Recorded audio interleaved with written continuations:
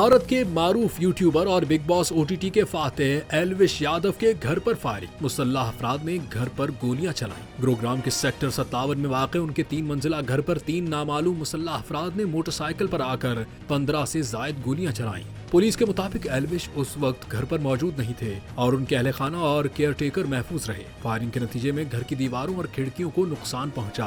واقعے کے بعد ہمانشو بھاؤ گینگ نے سوشل میڈیا پر ایک پوسٹ کے ذریعے اس حملے کی ذمہ داری قبول کی۔ گینگ کے مطابق ایلوش یادو نے غیر قانونی بیٹنگ ایپس کی تشہیر کی تھی جس سے متعدد خاندان متاثر ہوئے ہیں۔ انہوں نے خبردار کیا کہ آئندہ اس طرح کی تشہیر کرنے والوں کے ساتھ بھی ایسا ہی سلوک کیا جائے گا۔ پولیس نے واقعے کی تحقیقات شروع کر دی ہیں اور CCTV فوٹیج کا جائزہ لیا جا رہا ہے۔